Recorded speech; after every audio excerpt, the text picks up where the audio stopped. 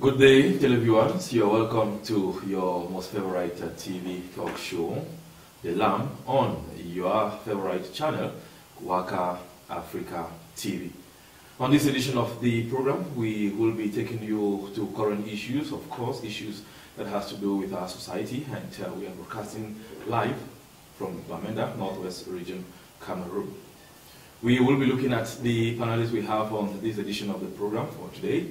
I will start on my left. We have Wanchia, Cynthia. She's a journalist and a female activist. It's a pleasure having you on the panel. A pleasure. On my right, we have Madam Bih Sylvia. She is a development worker. It's a pleasure having you here, Madam. My pleasure. And extreme right, we have Ambe Fokwa, Interfaith Minister and a Socio-cultural activist. It's a pleasure having you here. So. The pleasure is truly all mine. All right, to kickstart this edition of the program, dear viewers, we'll be talking today about the current opposition orchestrating democratic change in Cameroon. Is it feasible? Is it possible? But first, before we dive straight into the topic for today's edition of the program, let me turn to my left, and we're talking with Wanchia Cynthia, asking her, is there need for change in Cameroon in the first place? Thank you very much, Ambe. Of course, I think there is a need for change. For a very long time, a lot of persons who have criticized or talked about the fact that we do not have any strong and vibrant opposition party in the country, despite the fact that we have a good number of those opposition parties in the country. I think with the current circumstance into how things have unfolded for this past weeks or months in the country, I think there's no gainsaying that a change is totally needed for a country like ours. Bih Sylvia, is there need for change in Cameroon? Do you share your view? Yeah, just to add that when something stays for too long, it becomes so still. We've had a system of government where we've had somebody we've seen every other day of our lives. You have children in Cameroon who've never seen another head of state than the one we have today. So I think it's only fair that we give diversity a chance. Change is necessary. Thank you so very much. Interfaith Minister, what's your take on the subject? Well, I want to look at it very holistically. There's no other thing that is actually permanent on the planet other than change, I like to think. So we're in what you would consider a progressive, evolving type of process that is taking us from one stage to another. We want to look at the whole scope of Cameroon's formation. Preferably I'd like to look from 1961 with the current context and situation. Definitely, I see that change has been what we've been seeing, and right now it's happening. Thank you. For 36 years, the party in power, the CPM, they've been there, and as it stands, they are seeking for another 7-term mandate to bring about the desired change. Do you think they stand a better chance to give us the change we need in the country? Well, at the end of the day, we always have to allow the electoral polls to decide whether who is actually laudably in that position. But from my own personal, I want to say, analyzing the facts objectively, 36 years, we have to go down to the streets. We have to go to the infrastructure. We have to go to the schools, to the hospitals. We have to look at Millennium Development Goals. We have to look at our neighbors like Nigeria. We have to look at Ghana. We have to compare to see. And honestly, when you want to compare what we see with other nations that have had the same timeline, I will be honest, transitioning from the CNU into the CPDM, which roughly are still the same structure, we need to actually accept the fact that more can be done. I think it's fair to say it like that. And if more can be done, the time that we've seen this particular party, ruling party, actually hold the helm of administration in this country, it's not been able to put us in a position where we can boast. Many of us know if you reach the Nigerian border, they say when you pass Cameroon's border and enter Nigeria, it becomes almost 6 lanes. Everything is different. Equatorial Guinea, you compare 2, 3 lanes turning into 4, 5, 6. I mean, these are just some things that we don't have to be so grammatical in explaining this. We should call a spade sometimes. Not enough has been done. 36 years is too long. And if change is evolving, and it has its natural course to bring something new, let it. Thank you. Let me turn to Wanchia, Cynthia. Do we have the kind of opposition in Cameroon that can bring about a desired change? Of course, I think we have, but what definitely holds the opposition parties from actually making us understand that they have that mandate or that power to bring about change is the system or the party that it's in charge. Because the ruling party is almost in control of almost all the three arms of government. You know, the legislative, they are there. I think the greatest number of seats that we have at the level of the Senate or the level of the lower house, more seats are occupied by the ruling party. Yeah, at the level of the executive, the president has he holds a majority of the power, and even those who are put in place have the belief that they owe allegiance or that they are only responsible to the person that appointed them or the person that put them in power. And then again, the judiciary, it's the same thing. It is still the same ruling party that has control of all of those systems. You see, with what is currently happening, yes, it's true. Like I said earlier, that we have a good number of these opposition parties. But I think with what is happening at the moment, you see that if the opposition parties that we have in the country, if they come together to function as one, I think they will have that power against the party that is in power. Why do you see them trembling at this moment when one of one of the persons who stood for elections has declared himself as a winner?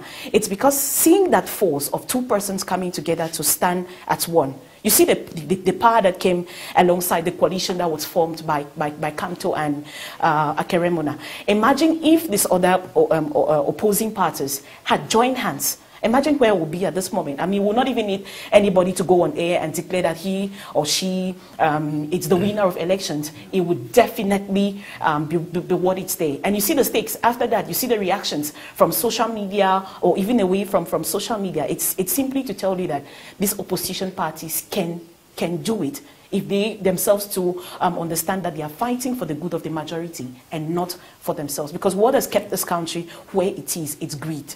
It's because people are only thinking about yes, they're only thinking about themselves and not the good of others.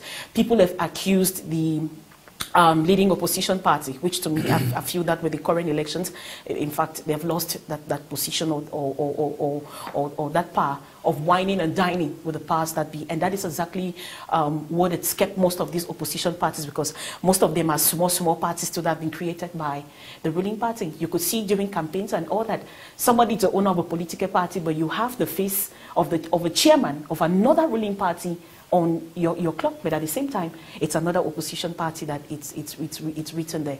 I mean, that's just what has kept these opposition parties where they are. You've said two things. The opposition, they lack, first of all, the will to come together as a person. Yeah. And secondly, the system in place does not make it happen. So now, we have this other class of persons, the civil society. Don't they have the force also to bring about this desired change? It's the same thing. I mean, each time you want to hear about the civil society, it's when money is involved. I'm not saying that all of them. Yeah. I mean, there are credible civil society organizations that you want to cite who are doing a great job. You're one of them. You're doing a great job. But most of them are doing the same thing that most of these opposition parties are doing. I mean, everybody wants to do something where he or she knows that I can grab or I can get something to put in my pocket and feed myself and feed my family. If we all, from our different aspects or from the different areas where we find ourselves, understand that we're working for the good of mankind and not for ourselves, I'm telling you, this country will not be at the level where we find ourselves currently. Thank you so very much. Would you want to share her view? We have 200 and something political parties in the country, and she says that the system in place makes it not possible for the desired change to come about. Don't you think, because of the democratic process, that explains why we have this number of opposition political parties in the country? First thing I want to say about the opposition parties in Cameroon is that most of them are window dressing. Unfortunately, you have a system where the government in power wines and dines with, in quote, opposition leaders. Okay. They have them as ministers. I don't want to quote names here. They should not be enemies anyway. They should not be enemies. But that is telling you, he who pays the piper decides the tone. Because you can't make me a minister and I own a political party. The first thing is, where's my food coming from? It's coming from you. So automatically I pay allegiance to you. That's the kind of system we find with some political parties. So the few that we have who are really credible, unfortunately, do not carry the same values like these pocket, I'll call them, pocket political parties. So you have this issue of, there is no unifying something in terms of value that can bring political parties together, because everybody is politics for the stomach, that kind of thing. What am I gaining? That's why you have political parties who will come and tell you on social media that they are calling on the candidate that just proclaimed himself president to come and retract the words he used. What power do you have to tell me if I honestly think I won and I proclaimed it that I won? What powers do you have over me to tell me to come retract it? So you begin to see where the power is.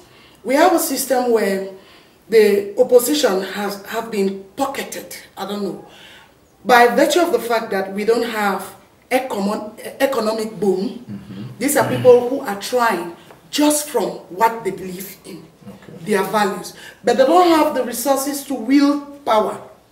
You get my meaning? So the person who has power, which happens to be the head of state, which happens to be the ruling government, having all the resources and what have you, has the power to go behind doors and buy support, even from those you call opposition parties.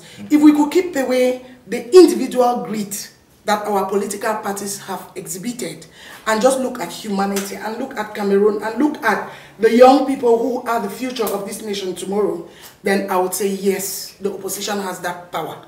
But following our recent context, following everything on the ground, I would say that for now, we are not yet mature enough. Thank you. Yeah. Ambe, Fokwa, in a democracy, it's obvious, majority carries the day. Don't you think for 36 years the CPDM is enjoying the democracy of the majority they have on the field? Let me tie this to even the first question you said, because we're looking generally in the context of multi-partyism. If we're going to say there is democracy, then it means we have groups representing the people who have made it be possible. Let's trace history back to understand how we got into this situation, just briefly. We know that multi-partyism, what we are establishing, gave the right to our political parties, was given to us, really given to us, in 1992, yes, 1990, yes, specifically the December 19th, 1990 laws. That's when they made amendments to, I think it was law number 90054, which recreated the political arena to allow people to create parties. Now, immediately after this law was instituted, we had the presidential elections in '92, which I was already jumping to, where I don't want to say that we know, but it was alleged specifically that the main opposition party, as we know it today, won that election. Now, in this whole orchestration of this victory, which at last we saw given to the ruling party, which was claimed by the main opposition party, we saw that political apathy came also into not only the hearts of political parties, civil society, the citizenry in general. It really diminished that zeal that we could actually have this change like you were talking about with the ruling party. At last, unfortunately, when 1997 came, we saw the main opposition party strangely, on the eve of elections, decide to boycott. You see, this boycotting is actually what shifted this capacity for the opposition to be able to rally the people, to speak for the people, to question the government, to actually try to be a force of change. Now, after '97 until now, what has politics in Cameroon become because of this? We have a spirit, a culture of boycotting, which allows the ruling party to take advantage of the democratic process. And if we're not going to maybe look at it in that context, that, you know, when we were children, our mothers would tell us, if at first you don't succeed, try again, try again. We shouldn't see the worst coming. And then we say, this is the worst coming. Let me do nothing to prevent it. When the worst is coming, like we saw in maybe, let's say, Ivory Coast, we saw Ouattara and Gbagbo were rivalries for years. Yeah. But if Ouattara had decided to say, a boycott. No, boycott, it's a strategy. No change would have come. No change would have come. So it's about us looking at what mistakes have we made that have allowed the ruling party to get into this position where it can't actually even allow us to have a democratic change. I'll be honest. We allowed it to get too much power. That's how I'm trying to answer your question. So let's look at this globally.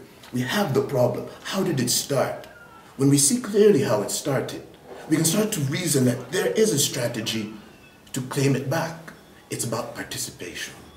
Good governance requires citizenship to participate. The media should participate. The clergy should participate. Businesses, civil society, politicians. I like what Madame Cynthia was saying. The way the opposition organizes themselves, it's questionable, truthfully. Are they really interested in the population, or is it self-interest? You see it. The whole strongman mentality. I'm a big man, so people run to me. If I can give them 10,000s, 50,000s, then they forget that it's about the state and the democratic process. Thank you, Ambe. Talking about participation, going by some figures given to us by observers, some observers we had in the country, everything went well, which means there was full participation. Will these results, which is expected in the days ahead, bring about the desired change? Well, the first question is, when we say that everything was, the electoral process was smooth, we have to really question, was it smooth? Just looking at the political landscape right now, we know the northwest and southwest regions of Cameroon have been going through an extreme political turmoil in such a manner that it was impossible for people in those regions to participate. That automatically makes this election this year filled with irregularities. I mean, we don't need to go far. So whoever has given those statistics or tried to create that impression that things were so smooth, I first put a question mark. You see, even during the elections, we had complaints by an opposition party, CIM, of some of their militants being refused access to voting stations. Other parties have complained that they wanted to see their names on electoral lists. They weren't available. So with these types of irregularities, I mean, for us to start jumping and saying that the election was so credible enough that we can accept the solution and the result, I myself, I want to remain skeptical. It's the Constitutional Council that has to still review these queries and then consider whether the overall result will come out reflects what the population is saying. Now, we know this year, as it's come to me, that some digital mechanisms were created to also assist in the monitoring of the elections independently. And polling results from such systems have come forward. So with them also, we also have to sit down and wait when the elections will be fully declared with its polling results. It will be a time now that this question could be very appropriately answered. But for me to begin to answer, I would claim to be a prophet, and we know one gentleman made that mistake already. Thank you so very much, Ambe Fokwa. Bih Sylvia, you are a development worker. We're in a society, or often as we say, a state of law. Yes, we have a civil society, and there is always, within the ambit of the law, there is room for civil disobedience. What is the civil society doing vis-a-vis trying to make good the bad situation? Well, our reality on the ground, I'm talking in terms of the Northwest and Southwest, is a very problematic reality we are going through now. First of all, the civil society is very skeptic at this moment to even voice its views, because anything or everything you want to say objectively from this side of the regions, I'm talking Southwest, Northwest, you are first of all branded. It's not taken in good faith. Probably because the government thinks you are from this region, you are living the realities on the ground, and you are the ones asking for the kind of I don't know, change, and you definitely talk in favor of the people, they are not comfortable. It has made the civil society a bit lax. The law in Cameroon, I don't know the kind of laws we have, but we don't have the kind of free and fair kind of law system where you can say something just as an observer, just as a civil society, and go scot-free. In fact, speech in Cameroon is not as free as should be. You can be arrested for your Facebook comments. Exactly, for your Facebook. Yeah. You are monitored and what have you. People have been arrested, people have been killed just because their phones were checked and seen other views. Just true. Not in favor of the government. That makes the civil society very skeptic. They are quiet for now, but rest assured, quietness is not gullibility. Okay. They are not gullible. I'll give you a simple example. Why are we even in this set today talking the way we are talking?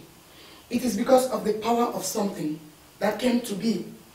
Often, I mean from when the elections took place up to and including now, I would say God is at hand, you know, because the normal trend in Cameroon is that within this period we expected internet to be cut, true or false? True.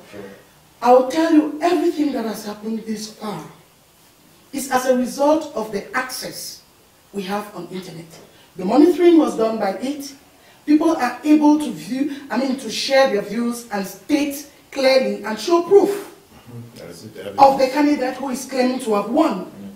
And that is why the civil society is fully, they have not come as a constituted body to say what they are saying, but the people on their various spaces, in terms of internet and whatever, tweets and what have you, they constitute the civil society. That's a reflection of the man on the streets. If they are telling you, Kanto did what he did within the ambit of the law, then take it. They are not gullible. They might not have come as a force under a certain umbrella. This is Section 113. But that is the Cameroonian talking. So we are quiet for now, but we are not gullible. Thank you. That said, you are tuned and you are viewing, of course, your TV show, The Lamb, and I'll be turning back to Cynthia. You accept the fact that there is need for change and that opposition can orchestrate change in our country, Cameroon. But should this change be done without respecting the rule of law? Well, I think we'll not want to use the show to ask the people to act against the law. Sure. But you know, the circumstances that we find ourselves in, I think it's the very first time that we've had elections like Bradford the 90s, where Frundi equally declared himself winner of the elections before it was alleged that the victory was stolen from him by the party that's in power, having a repetition of what happened in 1992 again in 2018. I mean, if you know that the powers that be, or the laws, or the system we find in place, it's not giving these opposition parties that space or that forum to bring about this change. I mean, people would definitely have to go the way Kamto has currently gone. So it's obvious. I mean, there's something about if the disobedience becomes, I've forgotten that term, it was used by Weber. I've forgotten. Yes. So I mean, that's definitely what you have on food, and you see gradually if what is happening at the moment it's not properly managed, then we'll find ourselves within that. Minister, as it stands, how can we get out of here? Going by statistics, whenever there is voter apathy, the ruling party has always gained grounds in terms of having good percentages in results, in proclamation of results. As we await results from the Constitutional Council, which is the body responsible for the proclamation of results, with what currently happened in Yaoundé, the declaration, do you think it has any effect on the results? I think that is exactly what I would like to call him Honorable Professor Barrister Maurice Kamto had in mind by taking that action. You see, as a man formerly of the system, before stepping out and then creating what we call now the Cameroon Renaissance movement, seeking a renaissance, a rebirth. I mean, this is someone who has already seen, and these are the games that he's seen played with the ruling party. And if he didn't take this initiative now, I don't think we would have the scrutiny, even the international interest in this particular election. Because, truthfully, mark me, all eyes are on Cameroon right now, truthfully. I mean, that's what that decision to come up with that proclamation instigated. So now, if we were given the 15 days that they're given by law, which is really too much, we know that inside this period, whoever likes to fix is really taking their time and reconsidering. And it's created, I mean, truthfully, we understand the mind of God and how a decision or a thought can now split so many realities into coming into manifestation. Before going into election, the parties concerned, they knew of that law. Exactly. Yeah. Exactly. You see it. So, I mean, to me, it's something that you see Kanto, you put him next to Muna, you think of all the legal minds that are behind this issue. I think that they really know what they're doing, what they're doing. You see it. It's that simple old logic that if you are hunting me and I'm afraid, my greatest option to beat you is to about face you. Truthfully, there's no predator on this planet that if you engage it first, it has to begin to check how to defend. Yeah. So it was purely an offensive strategy that was really defensive.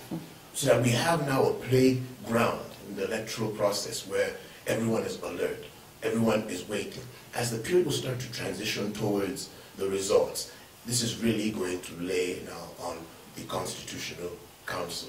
We want to pray, truthfully, just like my sister Sylvia said, we're seeing strange things happen. Truthfully, we're seeing really strange things happen. And we're at that point, like you began pointing out, 36 years. I mean, I really think that many people are tired, but they're afraid.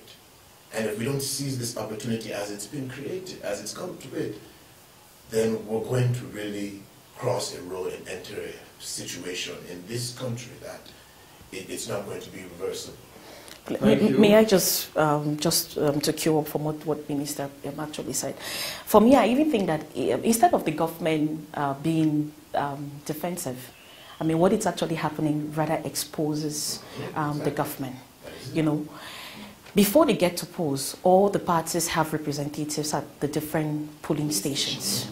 Counting is done when polls end at 6. It is made public. So it's very easy for those parties that went in for elections to have results, you know, and to be able to proclaim. Which is allowed. Yes, to have, but not to proclaim. Great. So you should rather be asking yourself if an individual is able to get results from the polling stations and declare himself winner within 24 hours. Why is the government taking 15 days to just take the results that have already been counted and just add and make public those results? So you see, it's a rigging mechanism. I mean, it's just like Minister says, they simply just want to check. You want to see where you can twist. You want to see where you can add more votes. You want to see what you can do to make your candidate win the elections. Where does it happen that because someone went against, or because the claim is that he went against the law to have declared himself winner, and then the following morning you go print banners and you hang in major junctions within cities if to say, is there, you can't stop the person from no, that's not reasonable. It doesn't speak well of the government. All right, for banners to be seen in town or internationally where it reads that it is illegal for a candidate to declare, that doesn't happen. It doesn't speak well of us. It's just been protective of the people. That notwithstanding, I'll be telling to you, Sylvia, that we are talking about elections where some people they knew the law. They went into. We had other political parties who did not go for elections because of some of these lapses. Are they helping, or did they help matters at all for boycotting not to go because of some of these lapses that others are facing now? The law is the law. Perfect. And for you to get into elections, there are things you must do. Like a friend was explaining to me, you have to have endorsement from some people, a number of endorsements to show that you are, I mean, you are a person's, you are somebody of the people, something of that nature. So the people who boycotted probably did not meet up with what the law is expecting of them. Okay. Now my issue is the 9 people who finally were eligible for elections and actually went for elections. What did we observe and how did public opinion contribute to whatever we had at the end of the day? You have a situation where on social media, because I discovered that the common man's power became the social media.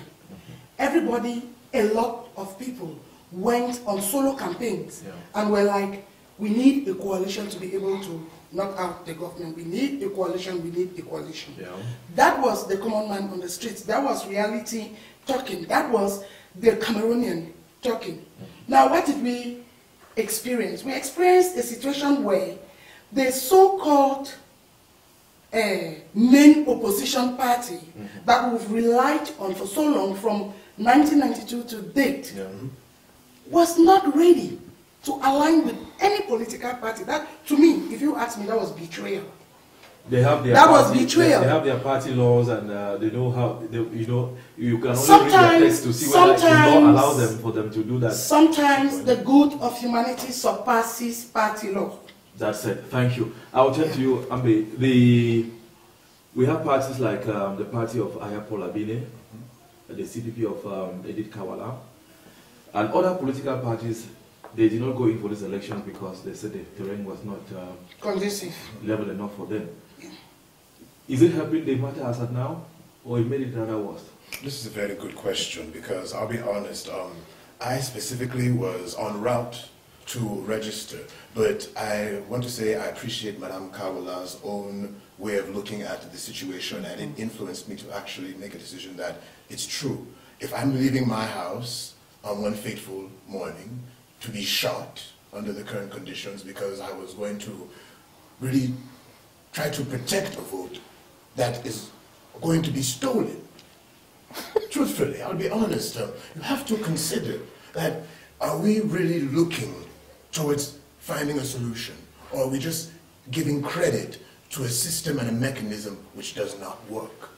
You see, politics is something that it has varying camps, and there are people who will vote, there are people who will not vote, there are people who are going to benefit from the voting.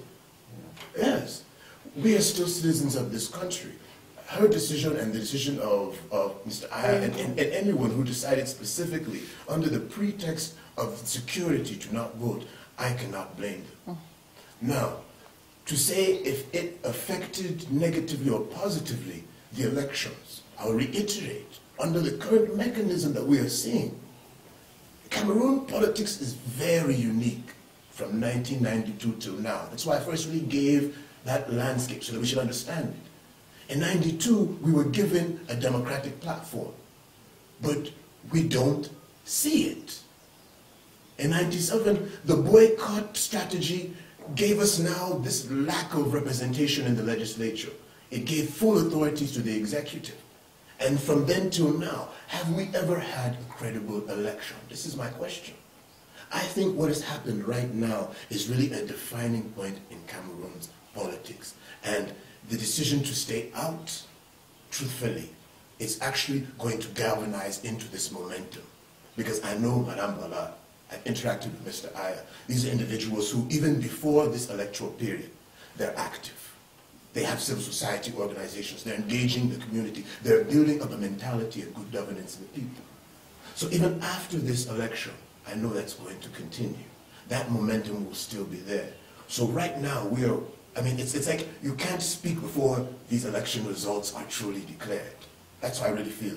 Because it's from there that we're really going to know so many things. We're going to know so many realities. We can really see that this is where we're going. Because we speak prematurely now.